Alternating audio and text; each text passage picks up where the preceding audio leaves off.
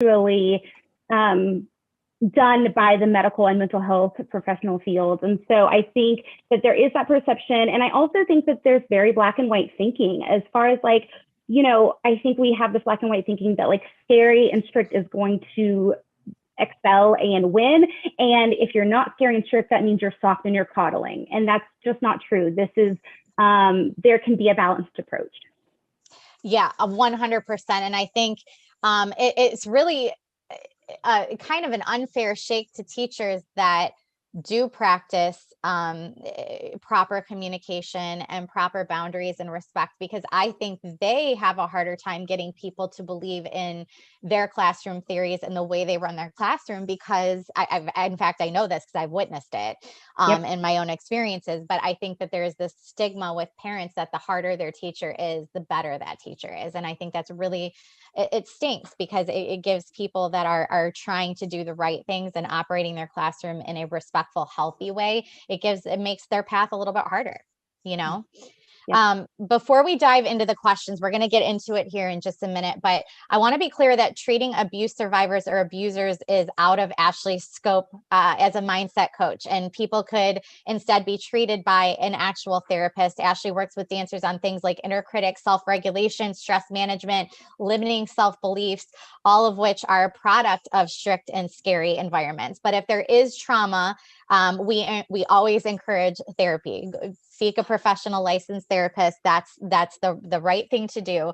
Ashley also works with teachers on things like dancer and communication skills, teaching methods, their values, and how those values are reflected in teaching and behaviors, and also boundaries and setting boundaries. And what are those boundaries? In addition to coaching, Ashley's knowledge comes from years of seeing it in the dance world herself, sometimes experiencing it herself, as well as being a former court-appointed special advocate and behavior interventional specialist for children. So we want to be super, super clear about, Ashley's scope and where she's coming from throughout this interview, because this is such a serious, important topic. We always want to encourage therapy, though, for anybody that is on the receiving end of trauma. So Ashley, let's get to it. So this first segment, I want to start by saying this is not an attack on dance educators. I consider myself a dance educator. I know Ashley's a dance educator. It's very simple. When you know better, you do that. I said that at the top of this interview, and I stand by that. However, it's easy to get caught on autopilot in the dance industry. It is so easy. We are on that hamster wheel. There is no off season. We talk about that all the time on the show. There's no off season. And so we're always just kind of catching up and planning ahead, 2-3 months ahead for the next thing. And it's very unique in that way. And so when things get busy and chaotic, checking in with yourself, where's your head at, how you can do better is critically important as an educator working with children. That's why we're here. So I believe a majority of the dance educators in this business are in it for the love of dance and working with children. I don't believe dance educators set out to see if and how they can mess up a kid's life, right? Just like a parent is never going to be perfect, teachers are never going to be perfect, because we're human. We're all human, right? Yet there are crucial moments that happen in working with children that put us at a crossroads for how our relationship with our students is going to impact their lives well into adulthood. So do you believe that dance educators are properly equipped and supported to address the mental and physical issues that happen throughout the course of a child's dance years? I think we're getting there. I think we're making some progress. I think even in the last several years since I've moved into this other side of the dance community as a mindset coach, I've seen a shift starting to happen, and so I think we're getting there. I think, again, like you've been saying, Bree, is it's education, and I think this isn't we're not trying to police dance educators. We're not trying to censor. We just want to fill that gap between the research and the education and our methods. And so this is, that's where we're coming from. But I think we're getting there, but I still think we have a ways to go. Yeah, I definitely think that there's more resources now than ever. And I think the challenge is, how do we get people to know about those resources? Or I think more importantly, how do we get people to say, I'm going to spend money on this? Because money is a big thing, and dance is already so expensive. And it's almost like, you know, the more technique classes we can add, that's where we want to put our money. That's where we want to pay our teachers.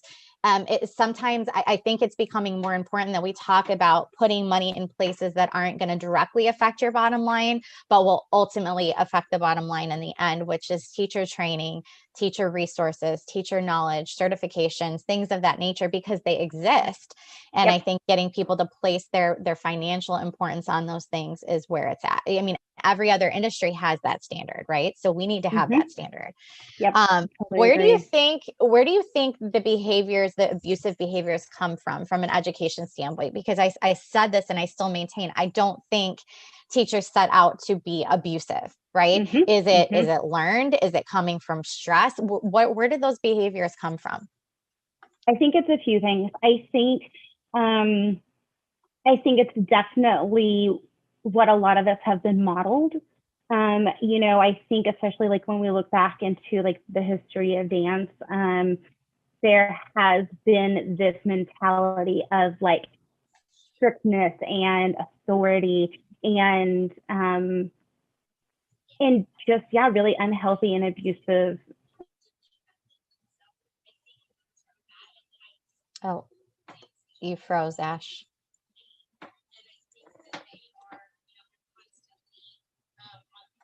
Doing stuff, and I think that that's really hard to like self-regulate when you are always on the verge of burnout. Yeah, 100%. And you know, I've seen this too, like when, as a teacher, when you're in the stress of the moment of like, you know, everything you've worked for and all the time and energy you've poured into these kids. I know there were times that I got crazy, you know, when it got closer to competition, or, you know, coming off of a holiday when the kids show up and, you know, they look like they haven't danced before. You know, we've all, you know, and we're 3 weeks away from competition, and you're like, what is going on? So you start to lose your mind a little bit, and, you know, you're so invested because you know what they can do, you know how much you believe in them, and you know what you've all collectively worked towards. And so things start happening that don't normally happen with your mental, you know, the way things are coming out of your mouth. You're more irritable. And I think that also can contribute, don't you? Yes, absolutely. Absolutely. I think that plays a big part. Yeah. So with no governing body and a lack of standardization, dance educators often grow up teaching the way they were taught. In many cases, the way they were taught is outdated. And we've learned so much since then about ways we can achieve better results in a healthier way. What is the most important thing for educators to remember when they're working with children? Yeah, I think there's two things I really want to highlight. One is that children and teenagers are not adults. And so if you look at brain science, the prefrontal cortex, the part of the brain that's responsible for executive function, so decision making, emotional regulation, impulse control, predicting consequences, planning, right? That part of the brain is not fully developed until adulthood. Yeah. And so when we need to remember that, and we need to remember that these are not adults that we're working with, and that their prefrontal cortex is not completely developed. And that does not mean that we cannot have expectations and high standards, but it just means that we need to meet them as they are, children and teenagers. The other thing that I'd love to hit on too is that what we say to them becomes their inner dialogue. So one of the most common qualities of the inner critic, that critical, harsh voice that tells us like that we can't do things and that is really hard on ourselves, that is often inspired by important people in our lives. So whatever we are saying to our students is going to be internalized and then built upon. So we need to be aware of that. Yeah, thank you so much. And what are some training tools educators can use to improve their communication with their students so that it is healthy and it is respectful, to get the end result they're hoping for and achieve without a negative, harmful impact on their students? Because I think often as educators, we feel like if we don't take this hard line, if we don't show them how serious we are, they're not going to get it, right? It's not going to click the same way. So what are some tools that will help with that? Yeah. So a few things. I think if you are realizing maybe through this workshop or through anything else that you have experienced some trauma, I encourage you to reach out and seek professional help from a therapist, from a licensed mental health professional to work through that trauma, because it's important for you and it's important for your life. So that's my number one recommendation. Well, and because to stop you, if you have trauma as an educator, you're going to cause trauma. That's the known thing, right? So I think it's really important for people to understand. They're like, well, I'm not behaving in this way. I don't have any issues. If that's you and you're sitting at home, we all have some level of trauma. So you need to examine, if you are getting snappy, if you are be able to have the self-awareness to go, maybe I have some things I need to work through too. Yeah, absolutely. Absolutely. Another thing is self-regulation techniques can be really helpful. And so some deep breathing. I know that sounds like so cliche, but it really, really does help. Just like deep belly breathing. So like breathing into your belly, acting as if it's a balloon, breathing out. You can do this before you start teaching. You can make a practice of it every morning, whatever. And even just a few deep breaths is really helpful. Practicing mindfulness, grounding skills. And so if you start to feel yourself getting to that place as you're teaching, go to the bathroom for a minute and run your hands under the water. Pick something in the room and count everything in that category. So count all the lights, count all the mirrors, count all the jazz shoes you see, do something to ground yourself back into the present moment and out of that stress response that you are responding to. Yeah. Thank you. That's so helpful. And, I also want to mention, and we're going to mention this probably a couple times in this conversation, but our friends at YPAD do an amazing certification for educators. We're going to give you a 25% off code at the end, and we're going to post that in the chats. But YPAD is Youth Protection Advocates in Dance. If you don't know about them, it's ypad.org. They're doing fantastic work to certify teachers to keep kids happy, healthy, safe, and dance. We now have certified YPAD conventions and competitions. So it's amazing work that they're doing. But as educators, I think it's because we don't have a standardization and a governing body, it's one of the best things that we can do for ourselves as educators to make sure that we're towing that line and that we're respecting those boundaries. Do you agree? Yes, absolutely. Absolutely. Yeah. YPAD is a great organization to get hooked up with. Yeah, 100%. We're going to go on to segment 2 in a second. For all of you that are putting your questions in, I see you. We're going to get those answered probably at the bottom of this second segment. So please keep your comments and questions coming. And I'm Bree with Apollo. If you're just hopping on, we're live on Instagram, Facebook, and Zoom for Beyond the Steps. We're talking today with Ashley Mowry, who is a mindset skills coach, about how mentally abusive behavior by dance educators can impact our students. So this conversation is for educators, this conversation is for students and parents who need to understand what they're seeing and what they're witnessing and make sure you can advocate for your child accordingly. And we all have a job in this way. So Ashley, you've been on the show with us before, and we approach these conversations on a fundamental level with the goal of education and perspective. What are the most common examples of mentally abusive behavior in the dance community you see happening from educators? Yeah. So I want to give a trigger warning for anybody watching. If any of this does start to bring up some big feelings for you or trigger you, please take care of yourself. That's, our first priority is that you take care of yourself. And I also want to acknowledge, as we've said before, that these are often things that we were taught and that we saw our teachers do. And so no judgment.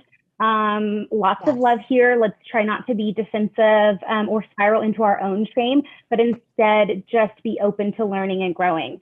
So a lot of the things that I see, I'll name a bunch, and then, we can go deeper into any that, any that you see, Bree, but name calling, embarrassment and humiliation, sarcasm, especially with younger kids. Younger kids don't understand sarcasm. And so that can be really harmful. Yelling or screaming, patronizing terms, shaming, guilt trips, jealousy, being territorial or controlling over your students, codependence on your dancers, with your dancers, blame, and gaslighting are the ones that I see often. Yeah. 100% all of those. I'm not proud to admit I've engaged in many of them on that list. I'm sure my students would tell you that I have in the past. I've had moments. I've definitely also had my share of apologies in those moments, after those moments. So again, no judgment, no shaming, but we need to recognize that they exist to be able to move forward in a different way and create a different pattern of behavior for our studio cultures, for a healthier studio culture. So in your work, how, when you talk with students, when you work with students, how do these behaviors, you just named a whole list of behaviors by dance educators that happen pretty regularly, right? How does that manifest itself and affect students in the short term? Let's start with short term. Yeah. So I'll add again that if I do notice that a dancer I'm working with for mindset coaching is experiencing chronic or extreme mental abuse by their dance educators or in their studio environment, I talk to them about that. I let the parents know, and then I refer and recommend them to therapy. And so I do want to note that. But short-term effects, they look like denial. There's often a lot of denial. This is your home. This is your studio. Confusion. Why is this happening? Why am I getting treated like this? Fear, not wanting to go to dance. So some avoidance behaviors, feeling ashamed of themselves, maybe isolating themselves, difficulty focusing and concentrating, moodiness, and then somatic responses in our body like tense muscles, aches and pains, and a racing heart. So it can manifest itself in the student physically as well. Absolutely. And this is, and a lot of this is too, not just from my observations, but from research from the medical field and from mental health professionals too. Thank you. We have a question from Casey Cope Jones on Facebook. Can you please explain further what examples of codependency or gaslighting would be for dance teachers? Yeah. So codependency, I think it can show up in a lot of different ways. One way that I see it is just this like this relationship that's crossing some boundaries for like student teacher, and not even, yes, definitely like in the extreme cases of sexual abuse, but even just in cases of just like best friends or like being dependent on each other or having to like rely on each other and like not being able to, like the dancer feeling like they can't leave the studio or the teacher is dependent on them. You have to be in this dance. I need you in this dance. Situations like that. And then gaslighting, I think, is really comes with when you try to bring something up to the teacher and it's met with, I didn't do that, or that's not what I meant, or oh no, I love you. That's not what I meant. I'm just being hard on you. Instead of recognizing, I am sorry that I made you feel that way. And it just immediately, is that the best way to handle it? If you recognize or it's brought to your attention that you've been gaslighting as a teacher, what is the best way to handle it? So it's just boom, in that moment, it's taken care of, it's addressed, and there's no long lasting. And I think taking accountability in that moment, and also like understanding that your students' feelings are valid. Like whether or not you agree with them, they are valid. Their experience is valid. And if that's how they felt in that moment, then we can meet them with empathy and say, and it's okay to say like, wow, thank you for bringing this to me. I wasn't aware that that's how you felt. But I could see that, and I am so sorry. And really validating their feelings and their experience with that. Yeah, thank you. Now we talked about the short-term impacts and how that those feelings manifests itself in students. But when there's mentally abusive behavior from a dance educator, let's talk about the long-term. How does that affect students, and how do they manifest itself? How do those feelings manifest themselves in that student long-term? Yeah, so long term, and again, this is taken from research from the medical field and mental health professionals, but they, in children especially, they can turn into sleep disorders or some form of regression. They can also develop into anxiety, depression, chronic pain. So again, it can manifest physically, insomnia, social withdrawal, and possible PTSD. Yeah, which that comes with another whole slew of, complications in and of itself. Yeah. We have some questions here for you on Instagram. So thank you all for your comments and questions. We see you. Our first one is from Dancing Basilisk. How do I recover from a dance teacher that shamed anyone that wasn't skinny and made me feel like my thinness defined my worth? And I know you have personal experience with this issue. So I'm so glad that you're here to help with this. Yeah, I do. I think, first, I'm so sorry that that happened. Second, I think I would really encourage you to seek some therapy with a mental health professional. I think that there's so much,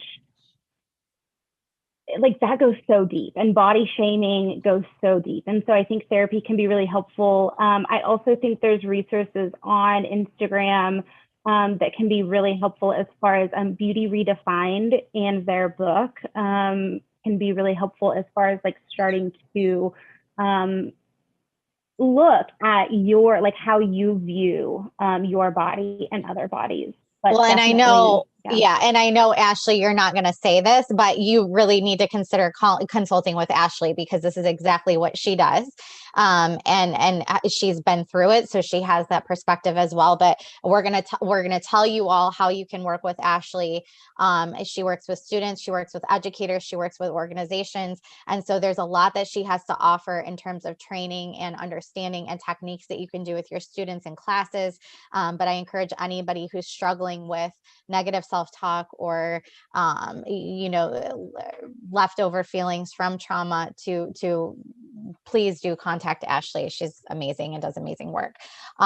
If you're just joining, I'm Bree with Apala, chatting with Ashley Mowry today. We're talking about how mentally abusive behavior impacts our students long-term and short-term. This is Beyond the Steps. We want to hear. We're live on Facebook. We're live on Instagram and Zoom.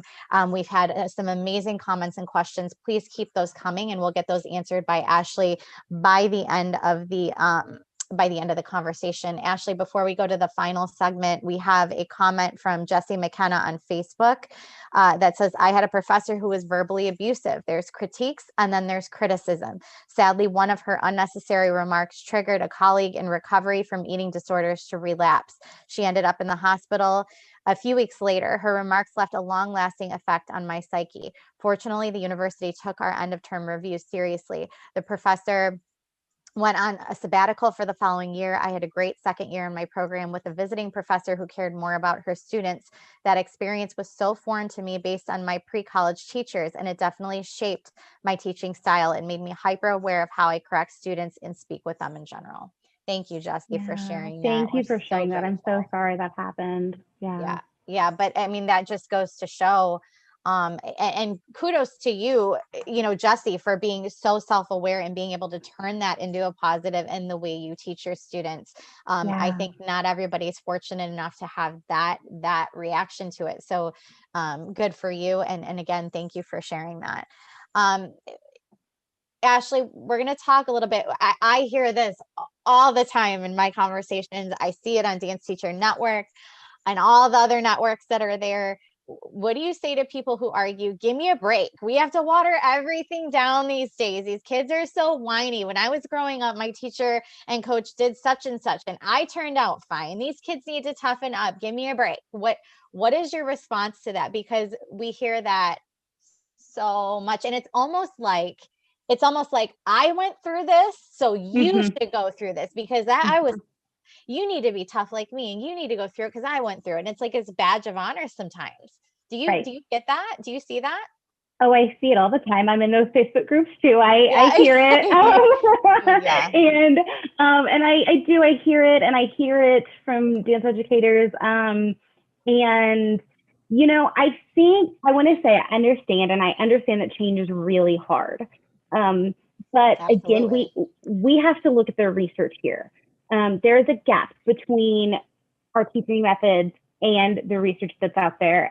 Research has shown that even yelling can have lasting effects on children, including increased aggression. And a study a few years ago showed that yelling can be as harmful as hitting a child. Wow. So I think, with that, I think we just have to look at the research. And I also think that we have to remember too, and I want everyone to hear this, those teaching methods are not really getting the results you want or getting the results you think. Like when you're using those teaching methods, you're not getting respect, you're getting fear. And you also are often, and I'm going to say this too, because like Bree said, like I was a teacher for several years. I am not proud to say that, a lot of these things I definitely did at certain points. And I know now that when a student is taught in a scary environment, their threat response, their fight or flight response can be triggered. And when it's triggered in that moment, you're definitely not going to get the result that you want, because they're going to freeze, or they're going to fight back. They're going to, have attitude, or, get defensive, or they're going to walk out of class, or, whatever, or not come to dance, not want to come to dance. And so it's not going to get the desired results that we want, is another big factor of that. Would it be fair to say that if you're, and I don't know, that's why I'm asking, but would it be fair to say, because we have behavioral challenges with students in classes all the time, would it be fair to say that we probably need to turn that finger around and look in the mirror if we're having behavioral issues with students and that are frustrating, that we need to really look at ourselves and go, are we triggering this response? Is something I said or is something I'm doing triggering this response? Would that be fair? I think so, absolutely. And I think I think it could be a factor of things. I could think it could be a lot of things, but I think that's definitely a big possibility, is that like the environment or the how you're saying things or what you're saying is creating this problematic behavior, or at least contributing to it. And again, like no shame, no guilt, no judgment, but just start to be aware of that and start to see, like, how am I contributing to this situation? Well, and it's such a light bulb moment for me hearing, just having this realization and having this conversation, because I think back to being in the classroom, and for me it was triggering, and maybe triggered the yelling, or it triggered some sort of intense conversation I had with the kids because of behavior. But then looking at, did I go back and look at what they were experiencing with their other teachers that day?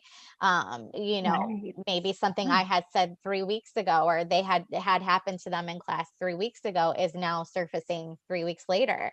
It would have been so helpful to understand this then, to be able to go back and go, okay, before I come down on them, before I have this conversation, I need to go back and rewind the tape a little bit and look at what has been going on.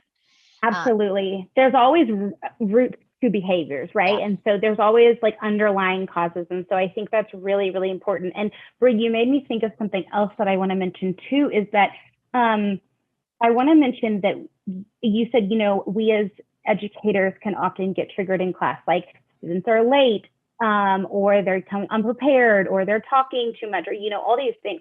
And I totally get that.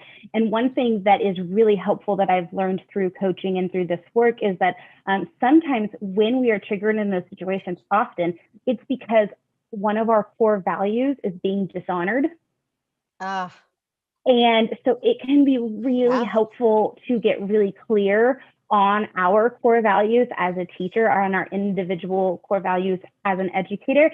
And I have an Apollo blog from a few months ago that is about that. And it takes you through a whole exercise to set your values, but just even being aware of that, like being able to have some language and understanding about like, Katie came in late today and I'm fuming. And that's why, because one of my core values is you know, respect of other people's time, or you know, something along those lines. So yeah, I just wanted to mention that too. I'm putting that sound bite in the chat because I think that is so important. When we feel triggered when we feel triggered as educators, it's because often one of our core values is being threatened. That is so true. I'm putting my time into this. I'm sacrificing so much personally to be here with you. I'm giving all of myself and you're not giving enough. Those are all things that are normal that we feel as educators all the time. That is crazy. Yep. And those are okay. And those are okay to feel and to think. Like and you as a dance educator and as a human are allowed to have those thoughts and those feelings. It's just then we have to have a pause button so that we don't teach from that place and we don't respond from that place. Absolutely. Thank you. And thank you all. We have a comment. Bree Lackamy on Facebook says, such a great awareness. There's a difference between fear and accountability. That really struck a chord with her. Thank you for your comment, Bree. And then we have another comment from Kay Cope Jones on Instagram. What do you say to teachers that say, my kids know I love them. It's tough love? Yeah. It is a common one. I think that can be pretty nuanced, and I think I believe that you love your students. I'll start there. I believe that you love your students, and but I also believe that we have to look at the research and look at how we are affecting these kids. Even if we do love them, we can still be causing harm. 100%. I know I've loved every single one of my students over the years and love them like many times like they're my own. But it doesn't mean that I still didn't do things that were harmful. It doesn't mean as a parent that I'm not doing things that are harmful to my own kids, because we said that at the time. And I love my kids. I would do anything. I would die for my kids, but I'm not perfect. We said that at the beginning of this hour. As humans, we're gonna make mistakes, and it's recognizing, that's a question. So obviously we're not perfect. We're not going to react from a perfect place. There is no such thing as perfect. We need to understand that as human beings and stop putting that pressure on ourselves. But does an apology in the moment, if you're like, oh my gosh, and I'm big on this with my kids, is apologizing, immediately apologizing. My husband and I really try to do that. If something is wrong, we apologize to them. Does that undo a lot of the potential long-term damage in that moment? If you can, and I'm not saying like, if you don't mean it, don't apologize. Right. It has to be genuine. It has to come from a genuine place. But does that relieve some of the impact? Yes and no. I think yes. I think apologizing is so great. And I think again, there's like this older, outdated mindset of like, don't apologize to kids, but I think that's outdated. And I think that all the current research shows that yes, it can be really healing to the relationship. But I also think if every single class and rehearsal you're apologizing, it's time for some inner work. Right. Like we've got to just be the answer. I'm gonna flip out and then apologize after and like case closed. So like that's not. Okay. I understand that. Thank you. So we'd be remiss in having this conversation without addressing what's happening right now with Simone Biles withdrawing from the team competition and now the individual competition at the Tokyo Olympics, citing she's having a mental block. She's having mental health issues. She's getting so much support, and rightfully so, because she's really stepping up, putting herself first, and normalizing the conversation about mental health, which we all need more of. And I know, Ashley, you're doing that in your work as well. So thank you. But are you surprised at the backlash that she's receiving over it? And what does this say about our culture, that this attitude that the win should come before the person? What are your thoughts on all of it?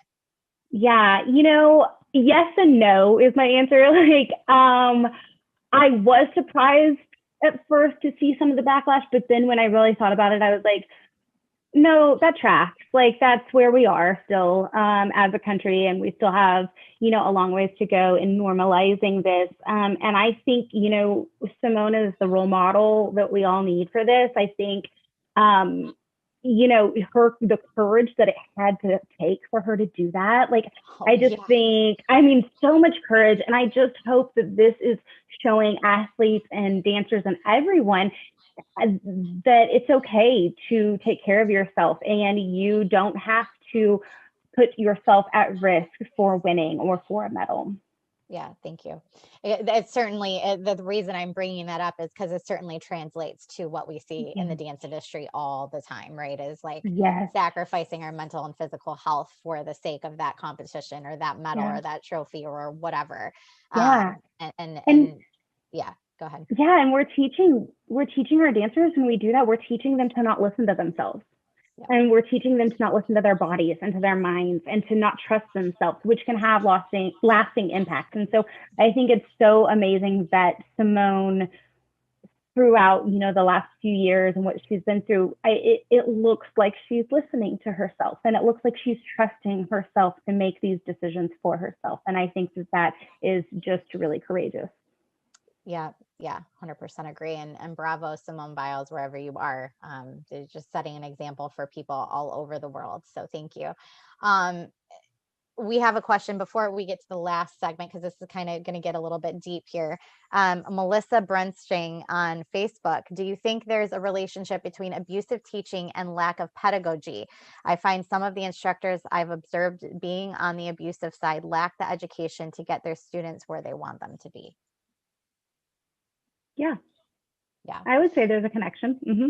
Yeah. Yeah. And I think so.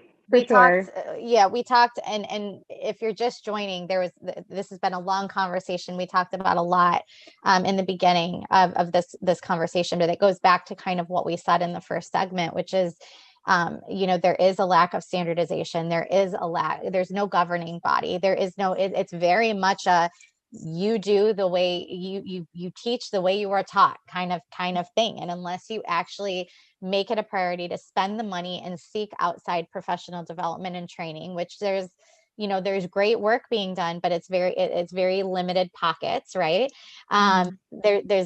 There's not a lot you can do unless you seek it out, unless you're willing to pay for that experience yourself. And so I think that is where a lot of the problem is in our industry. And Melissa goes back to your point about, yes, it is a lack of education, but where is that education coming from? Because there is no governing body, right? So we have to get it ourselves. But I would agree with her that in the cases of it either takes somebody extremely self-aware to be able to put themselves in check, no matter where they got their education or their training from, or 9 times out of 10, it's somebody who did not get adequate training in that way, that professional level training.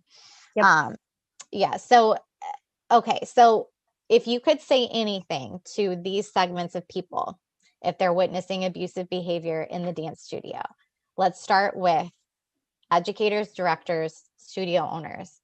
What is one thing that you want to say to them about witnessing or engaging in abusive behavior?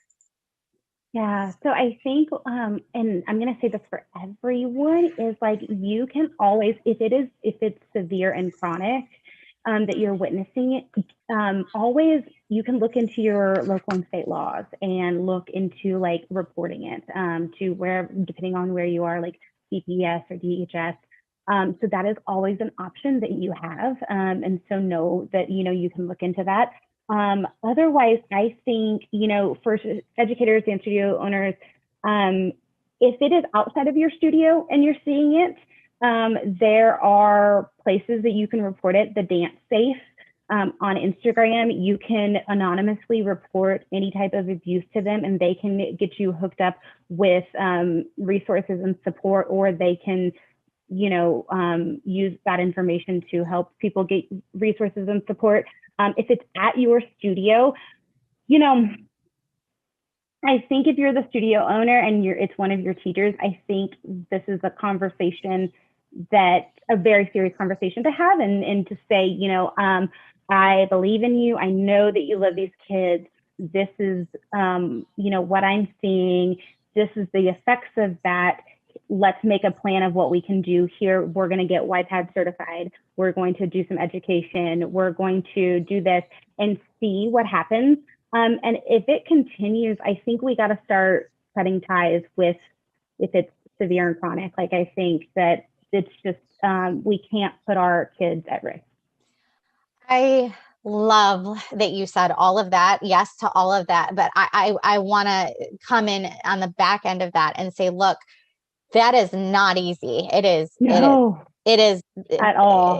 pit in the stomach, heart sick, because really in a dance studio, the staff becomes like a family and Yeah. they become your family. And if you're a director, a studio owner, the person responsible for staffing, I know as a director for me, I 100% got behind my staff because Yep. they are responsible for creating and building that program. Yep. Their techniques and the way that they train is absolutely critical to a good program and to Yeah. building a foundation for a program. Yet at the Absolutely. same time, when you are not in that room and you hear things from parents and students, you're not there to witness it, but this person with all your heart, them, they would never do anything. They love their job. They love what they do. It can be very, very difficult and challenging to look Yeah. at that family member and that person and that friend and say, I love you. And I know you love this and I know where your heart is, but this Yeah. is not okay. Yep. And Yep. drawing that line in the sand is probably one of the more challenging things that you could ever do. Absolutely. And I think it's so hard, Bree, and I think you're so right. And I think we can have these conversations with a lot of empathy. And I think, I was really lucky. I think if you're seeing little hints of these things and you're seeing, some yelling and some shaming, and it's there, but it's not severe. I think a conversation a lot of times can just be really helpful to open this dialogue. And I think a lot of teachers, just a conversation would go, oh, wow, I didn't realize that's what I'm doing. And I was really lucky in my really early teaching years.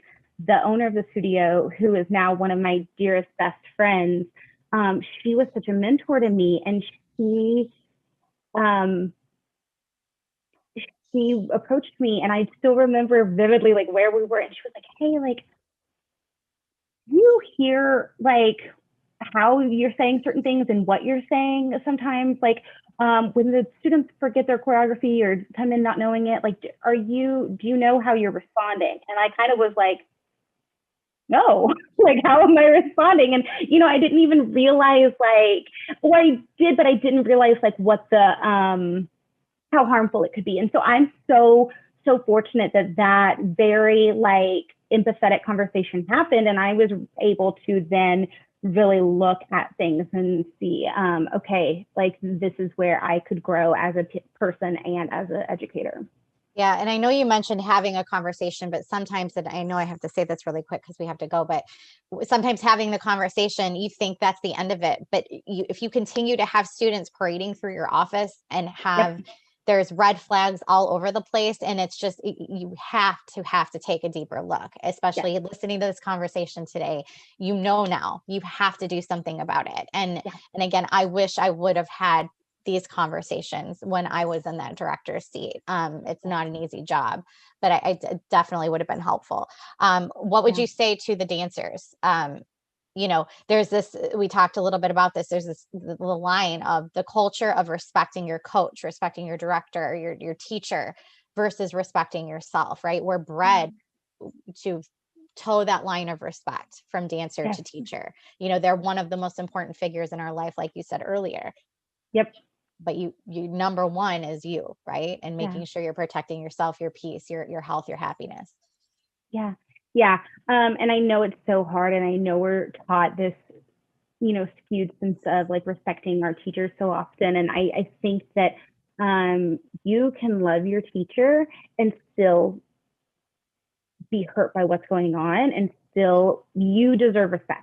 And so I think reporting it to a safe adult immediately, like if it's happening to you, if it's happening to one of your teammates, or you're seeing it at competition, whatever it is, I think getting a safe adult involved, whether that's parent guardian, whether that's, your studio owner or another teacher, I think and continue that, like say, don't let them brush it off, and continue. Yeah. Well, and I want to say, because I've had this happen with students, is that if you're a student out there, I know we have them listen all the time. If you're a dancer and you're engaging this, or you feel like you've been mentally abused or triggered in some way, and you're afraid to say something about that teacher because that teacher may be mad at you or upset with you or might get them in trouble, that is a sign that something bad is going on, and that's why you need to report it, right? Because if you're having those feelings about anybody that's educating you,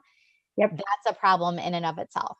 And if you tell somebody and there's retaliation from that teacher, that's another sign, and you need to get out of that environment. Be removed. Yeah. You need to be removed from that situation. 100%. I really think that's important because, and kids who are afraid to talk to, and I know kids have such a hard time communicating verbally because we're in this like text message DM society, right?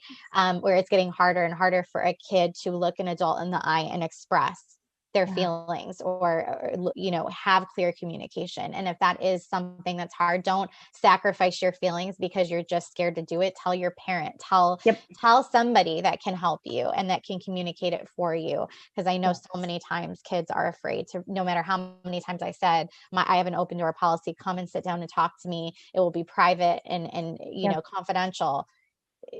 Kids would sit down and try to have a conversation and just break into tears because they don't know how to get it out.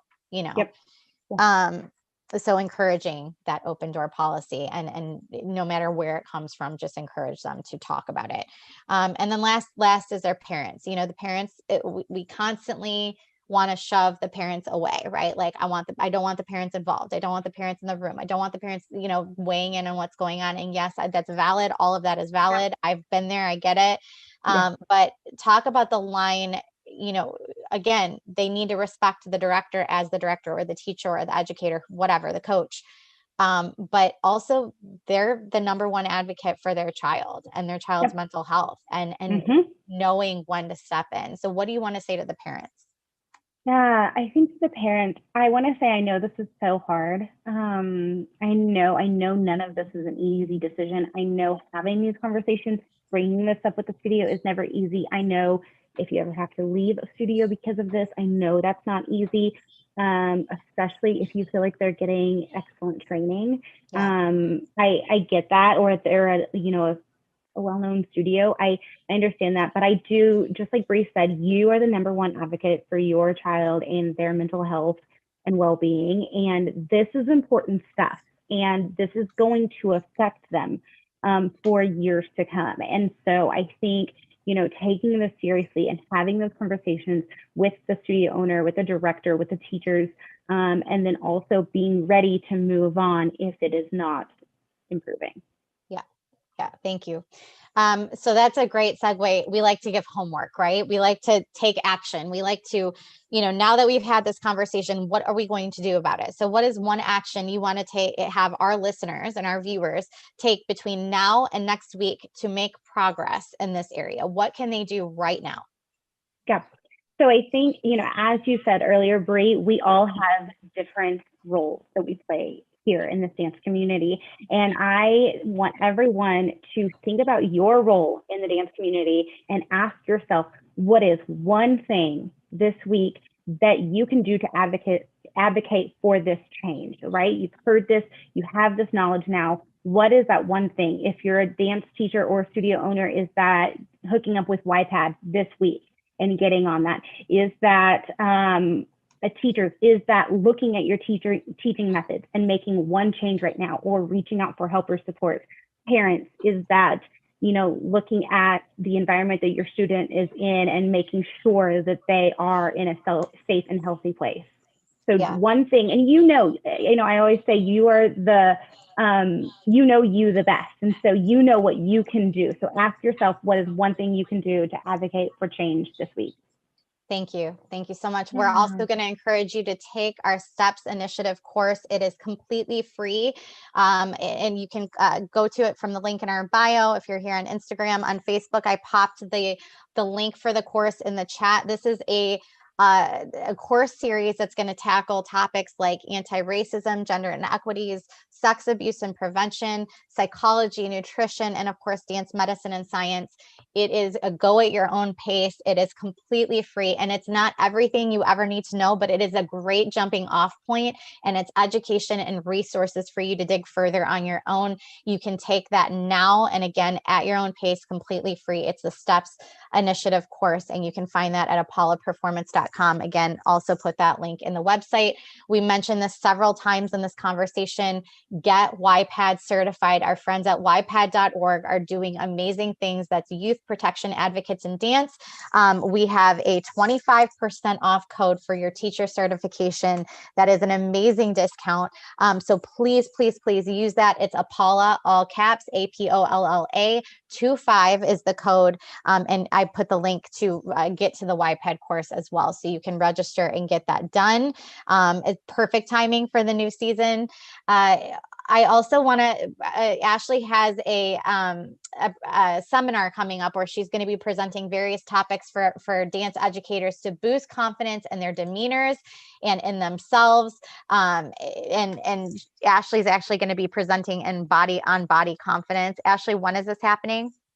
Yeah, so this is next weekend, and it is Dr. Chelsea Parati's The Confident Dancer Summit, and it is a free online conference for dance educators, and it is 15 industry experts on all different topics of how to develop body confidence in your dancers and in yourselves, and I will be presenting on body confidence. And so I think Bree is going to drop a link if you want to register. It's totally free. And then you can also choose to upgrade to the all access pass, which would give you lifetime access to all of the presentations and then free bonuses from the presenters. And it's some really great stuff in there. So don't miss this opportunity for some extra education. Yeah. And, I always say this, I don't mean to be aggressive about it, but it's seriously so frustrating when you put out these free resources, because I know money is an issue. I know everybody has limited, money doesn't grow on trees. And I get that. I understand that.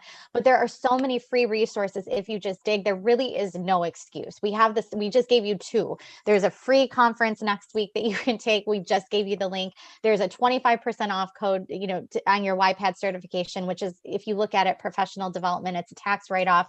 And also we just gave you a STEPS initiative course. There is no excuse. We're taking away the excuses, and we want change to happen. So please, please, please share this, pay attention to this. This is open to anybody. Share in all your networks, and make change. That's how we're going to be better in this area.